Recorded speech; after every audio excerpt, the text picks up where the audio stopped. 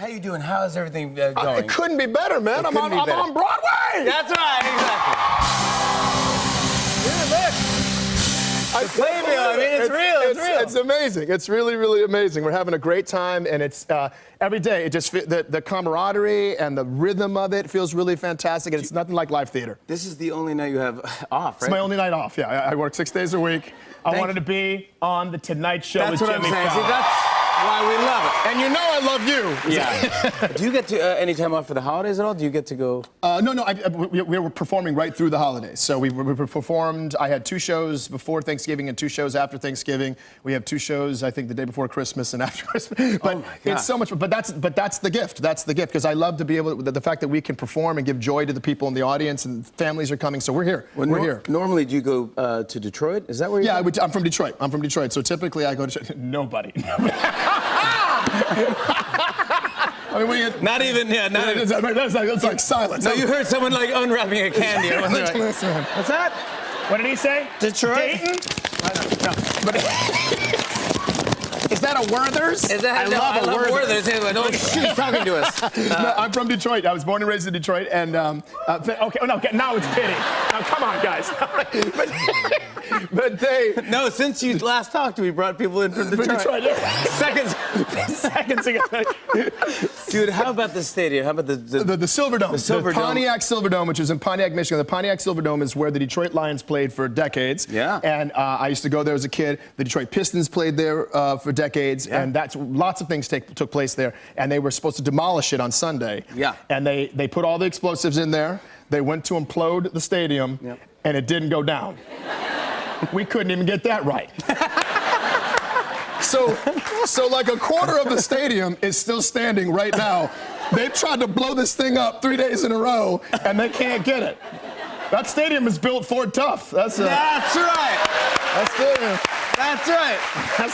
Detroit, that's right. That's right, baby. Chrysler, imported from Detroit. That's right. Buy American. I'm getting no money for that. I want to talk, there's a lot of things happening for you. First of all, congratulations on your engagement. Thank you very much. Yes.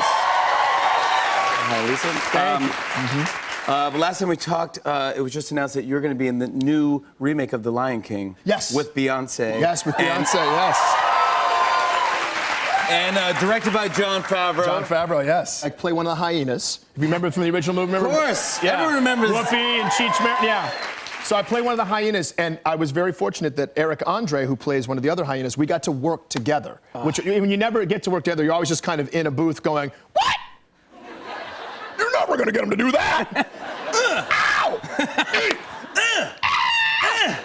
He's burning my ass! You know, like it's, and you never get to see the person who burns your ass. You never get to meet them, but you never get to understand what's the motivation behind them burning my ass. You don't get to learn anything about the other actors. Yeah. So it was nice that we got to interact with each other. I can't wait for that. I'm looking forward to that. But also, looking forward to this. Congratulations. You're getting great reviews on this Meteor Shower. Yeah. You and Amy Schumer. You and Amy Schumer. Who else is in the cast? The 2 amazing actors, Laura Benanti and Jeremy Shamus, who are both Broadway just veterans. They know how to do it. Oh, they know how to do it. Laura's been doing Broadway her entire life, She's 18 so years old. good. So good, beautiful, sings like an angel. And they're both like these journeymen, solid performers. They're the ringers. You know, Amy and I are just like, what's going downstage where? You know? We don't have. But they're the Broadway vets. They're Broadway vets. So and you and Amy working together? Amy, here's the thing. Amy, it's so interesting. Amy being a stand-up and me being a sketch person, we're used to, and an improviser, we're so used to performing with an audience that's interacting with us and talking back to us. So every now and again, something will happen in the audience where someone will say something, and it's like chum in the water. Yeah. And we both, like sharks, we're like, there's times where we're holding hands and stuff like that, and you'll hear someone go, I can't. And like, oh, don't. We in a play, girl, don't do it. And there was a time I know she was on stage with Laura one day, and she has a line where she goes, her character's name is Corky, and Laura says, oh, Corky, you're so sensitive. Where did you grow up? And she goes, Cleveland. And this guy in the audience goes, oh, no. What? What's that have to do?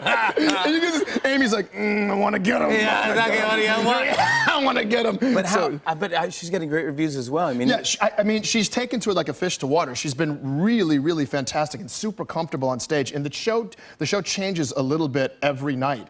And we try to say all the same lines all the time, but we'll stick little physical bits in there and stuff like that. And sometimes just for you guys, or just? Oh, just for each other, just for each other. And the audience is always watching, going, what is going on up there? What are they doing? Yeah. They're having their own little fun up there. What's that? But and sometimes like something will just like she'll just get a bee in her bonnet, and she'll just there's a thing where we're having this romantic scene, and one day I'm holding her hand, like I'm holding her hand like this, and she's on the couch and she's looking at me, and she just straight up for no reason just goes, she goes. You gotta and then you gotta finish it off. Finish it off. It's just for... And I had to finish it off. And no, it's a real nice, tight little piece. And Steve Martin has been so fantastic to work with and collaborative and wonderful. Yeah. Oh yeah, you walk. I mean, like we had one night there was a standing ovation, everyone was clapping. We walk off stage and there's just Steve Martin backstage going. I've got some notes, though. I've got some notes. He comes right in with notes, yeah. But he said it's glorious for him. He's really enjoying watching his words come to life and watching the game. Our director says every night, he goes, you guys are like the Golden State Warriors out there. That's what he said.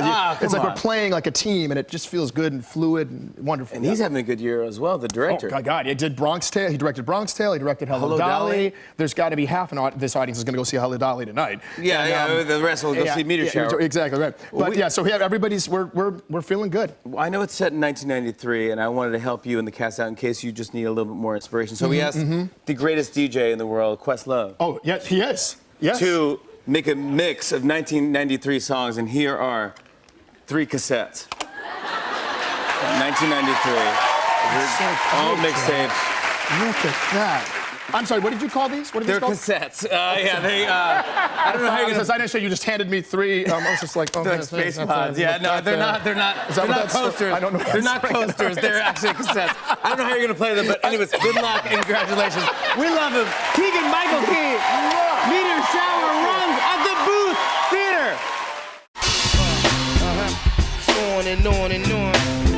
I said, and it's on and on and on.